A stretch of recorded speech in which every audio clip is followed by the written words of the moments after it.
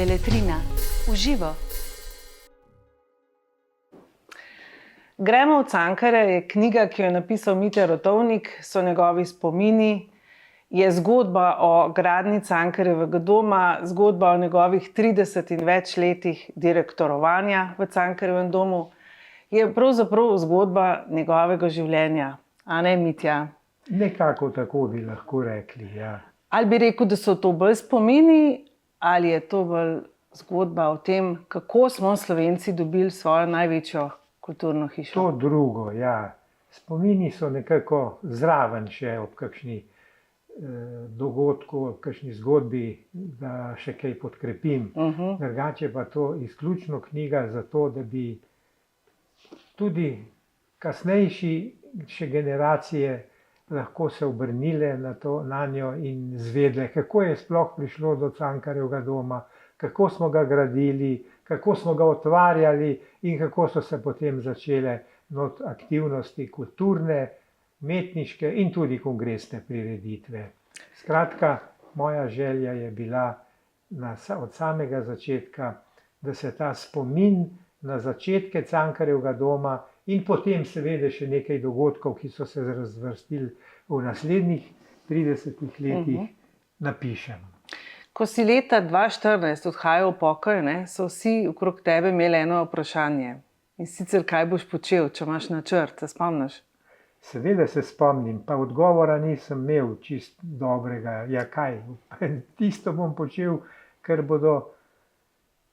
Ker vsi upokojenci počnejo. Ker vsi upokojenci delajo. Ampak imel pa si 40 škatelj nečesa, spravljenih v sobici, nekega gradiva. Res je.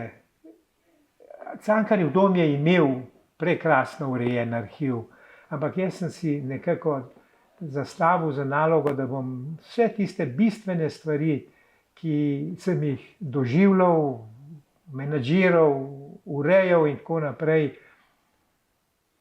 vodil še v posebni osebni arhiv. In tako se spomnim, da mi je naš šef elektrike z muho dodelil eno pisarno, ne pisarno, en delovni prostor, kjer se je električne stvari urejalo. Ampak jaz sem ga pol le preprosil, da mi je pustil, in tam noter je postalo pol skladišče mojih privatnih škatel oziroma privatnega arhiva. In to je naraščalo, leta so bila vedno bolj intenzivna, pa to desetletja, in tja do 32 let mojega direktorovanja, pa še vse tisto, kar smo prej počeli, od leta 1973 pa do 1982, ko sem prišel v Cankarjev dom, ko je Cankarjev dom začel delovati, je bilo tudi ogromno enega papirja še. In tudi tisto sem bistvene stvari spravljal. No, in naraslo je enih 40 škatel.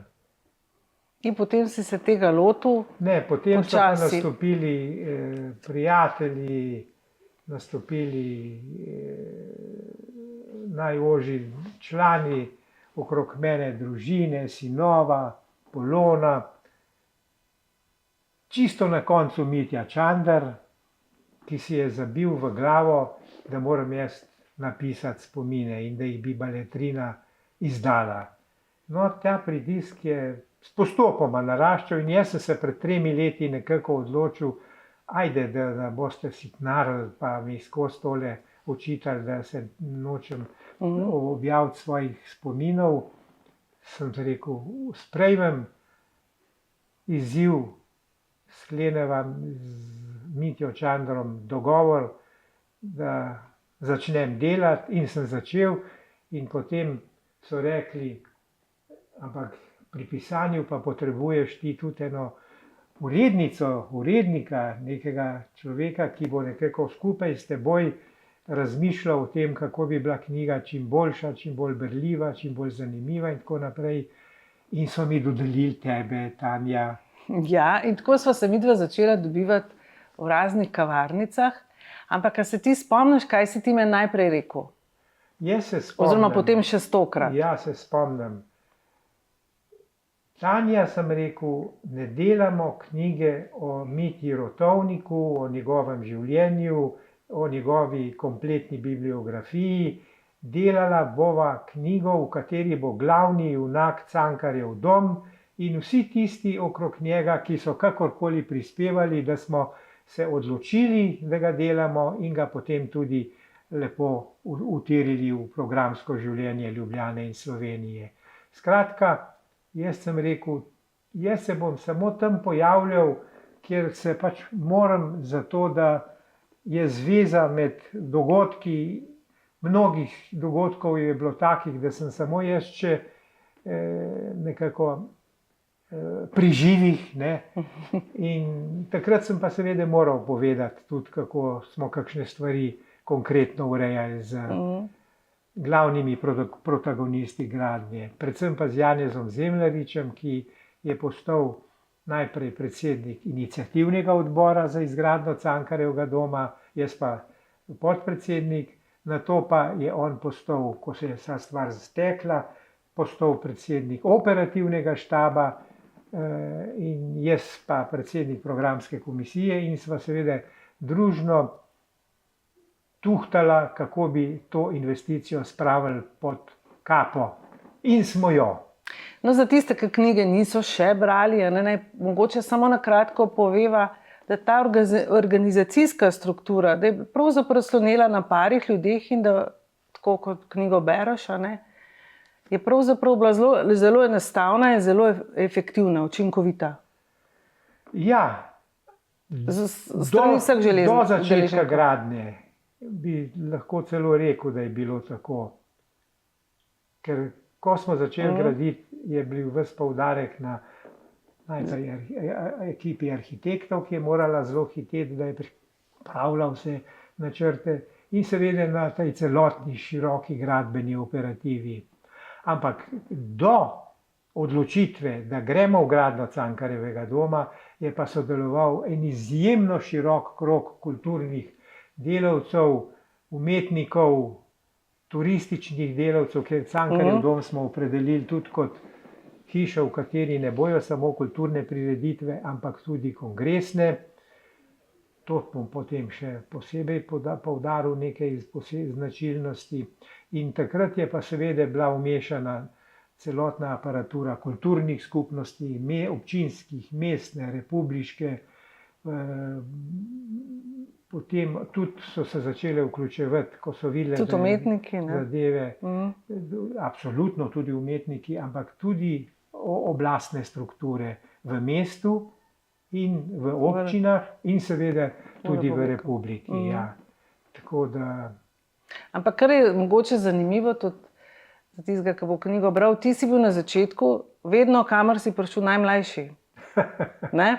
Ja, nekako je na mene padlo, da sem začel po nekem neprijetnem dogodku s romunskim dirigentom Celibidašom, ki mi je po koncertu očital, da imamo najbolj zanemarjeno filharmonično dvorano za potrebe simfoničnih orkestrov, da se mi dobesedno čudi, kako je kaj takega možno. In takrat je v meni nekako dozorela odločitev, da zdaj je pa dosti in da moramo začeti razmišljati, ali bomo prišli do enega kulturnega centra, spodobnega takega, kot jih imajo Francozi v vsakem departmaju. No, tako se je začelo in potem je se vključila izvršni odbor Ljubljanske kulturne skupnosti, skupščine po občinah, tudi kulturnih skupnosti, mestne strukture. Vsa stvar je postala zanimiva tudi za republiko, za republiško kulturno skupnost in spet umetnike in kulturne delavce, ki so tam delali. Vse tja do predsedstva republike, ki je se v nekem trenutku odločilo, da bojo tudi med seboj člani predsedstva se pogovorili, kako s tem naprej, in pogovorili so se tako, se spomnim, da je celotno predsedstvo Republike Slovenije dalo tudi zeleno luč za to, da lahko začnemo. Ampak jaz tukaj vidim tudi veliko moč, tvojo pogajalsko, kako bi rekli, dramatično moč, kako si ti predstavil stvari. Recimo, lahko poveš, kako si predstavil, da morate nujno nekaj ukreniti v zvezi z akustiko v Ljubljani, ki je bila že skoraj da v Galusovi dvorani. Ki je bila že skoraj da zamujena. Spet je tle funkcioniral ta krog mojih znanstev z takratnimi direktorji kulturnih institucij, umetniki in tako naprej. In neprestano se je zastavljalo vprašanje, a je zagotovljeno, da bo akustika perfektna. Tu bi samo dodal, da ves problem akustičnosti dvoran po svetu je najprej v gradnji. Akustika je prvenstveno gradbeno vprašanje, šele pa potem, kako bo notranje izoblikovano. No. In najbolj oster je bil dirigent Uroš Lajevic, ki mi je dobesedno rekel, da je treba, da moram zagotoviti, da bo akustika 100-odstotna. In jaz sem seveda v tistem trenutku začel razmišljati, ko sem gledal to aparaturo, ki je gradila vso to stvar, da mi imamo nobenega res strokovnjaka, ki ima mednarodne reference. In ko sem to videl, da je v resnici tako, sem se obrnil na Zemljariča in sem mu rekel, to, da delamo osrednjo koncertno dvorano, da pa nimamo nobenega akustika z mednarodnimi referencami, je slabo in se bojim, da se lahko zalomi. Ampak kako si bo to predstavil? Če sem čist konkreten, sem zelo razmišljal, kako mu naj predstavim, potem sem se pa odločil.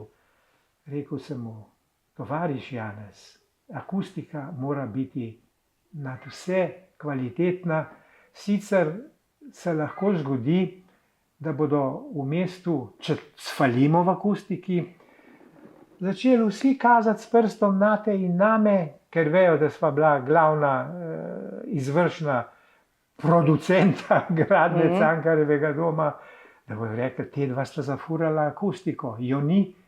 Le kaj so počeli? Seveda so se zanimali samo zato, da bi imeli dobro kongresno dvorano. In sem rekel, v taki situaciji nama ne bo več mogoče živeti v Ljubljani, ker bodo s prstom vsi kazali na naju, to sta pa tiste dva, ki sta zafurala akustiko.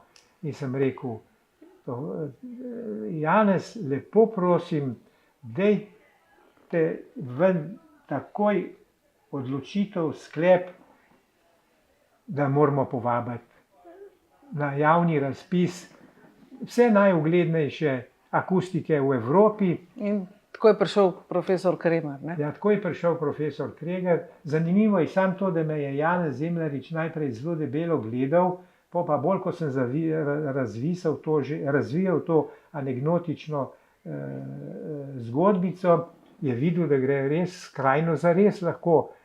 Zamislil se je nad dejstvom, da akustika mora biti delo akustika, ne pa arhitekta. Ne? In čez noč je naročil javni razpis za akustiko in zmagal je profesor Kremer iz Berlina.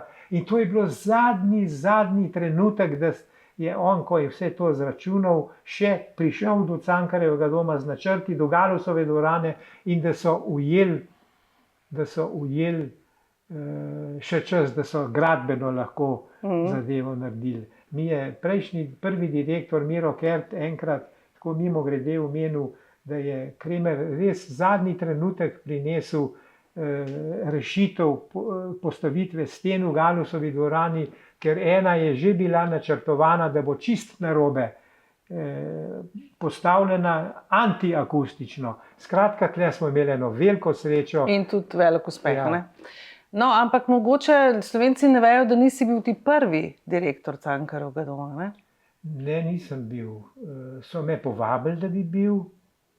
Pa si rekel? Sem rekel pri podpredsedniku vlade Dušanu Šinigoju, pa ne moram biti jaz predsednik, direktor Cankarjevega doma, saj nimam nobenih gradbenih izkušenj, nobenih izkušenj s bankami, financami, krediti in tako naprej. Jaz sem profesor filozofije pa sociologije, jaz se tega enostavno ne upam vzeti, ker ravno v tistem času, letu 1978, je bilo pa največji gradbeni zagon in finančni zagon na celi investiciji. In sem rekel, ne. In za nekaj let je postal to.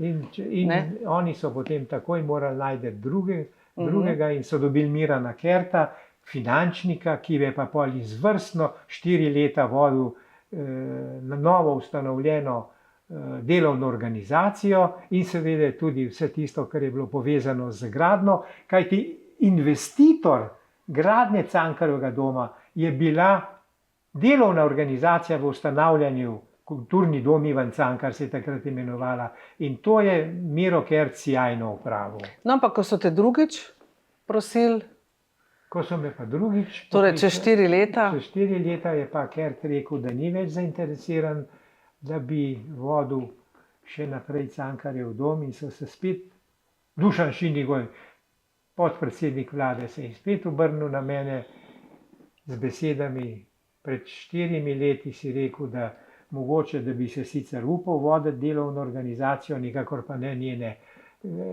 časa, ko bi bila v gradnji, tako, zdaj pa bodimo in se zmenimo in greš za direktorja v ustanavljanju Cankarjevega doma. In tako sem leta 1982, 14. oktobra, stopil v hišo, pisarna me je čakala, tajnica me je čakala in na vratih napis Mitja Rotovnik, diplomiran profesor filozofije, sociologije. Sem rekel, Mira, dajte to dol, se to zdaj ni važno, kaj sem. Glavni je, da piše, da sem generalni direktor Cankarjevega doma v ustanavljanju. Ja. No, v knjigi se potem v teh spominih sprehodiš skozi različne dogodke, ne, ki so se dogajali, tudi različne anekdote imaš, mogoče kakšno od njih poveš. Ne vem, kako so te odstavljali, kako so te razglasili za Nerona, ali kako si stavkajoče spremljal, ali pa velike zvezde, kot je recimo Pavarotti. Več je takih anekdot, ki so rahlo humorne. Fajn je, da si zdaj ti že vse povedala, veš. Ne, eno od njih si ti lahko zbereš. Ampak recimo projekt Pavarotti, ki je prišel za en teden v Ljubljano, imeli smo sijajen program z njim in tako naprej. In na koncu je bil tudi koncert njegovih arij z Norino Radovan.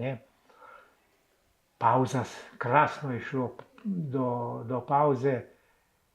V pavzi pa prileti moja producentka za glasbo in reče, direktor, takoj morda je Pavarottiju v njegovo solistično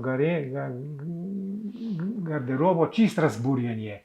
Kaj bi lahko bilo, sem rekel, sredi koncerta in letim dol okoli po vseh teh labirintih. Maestro, kaj se je zgodilo?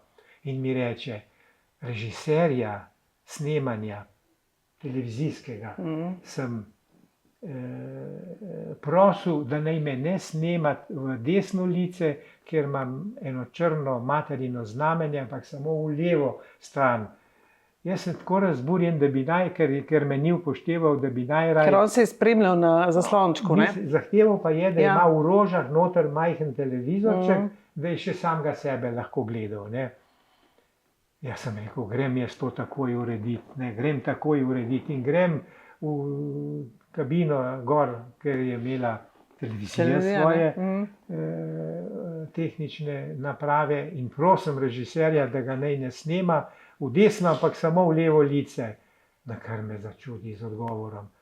Veste kaj, če niste zadovoljni z mojim režijo koncerta, grem pa tudi jaz domov.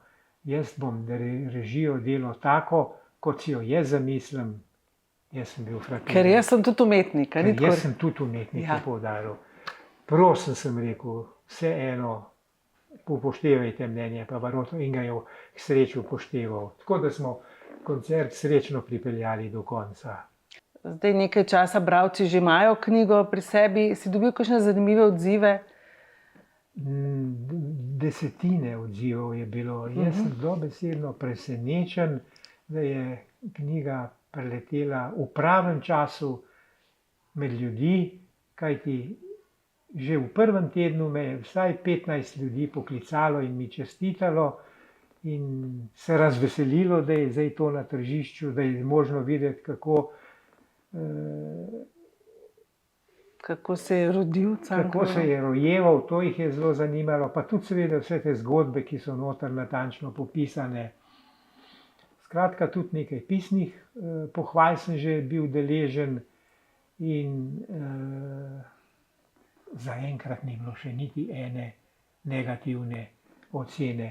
Tudi ne strani tistih, ki sem jih malce bolj kritično ošvrknil.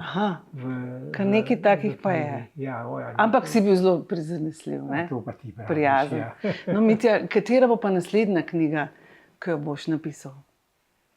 Najbolj sem se smejal dr. Borutu Smrekarju, ki me je tretji dan po tiskovni konferenci poklical in je rekel: Mitja, jaz te predobro poznam in vem, da si v knjigi zajel zelo veliko, ampak dosti premalo stvari, ki si jih še doživljal in ki jih je Cankarjev dom doživljal. Jaz ti predlagam, jaz te prosim, da se takoj lotiš pisanja drugega dela, ker si zelo zanimivo ta prvi del napisal in bodo tudi drugi del bralci z veseljem brali. No, pa to pusto bralcem, da razmišljajo in čakajo na novo knjigo. Beletrina v živo.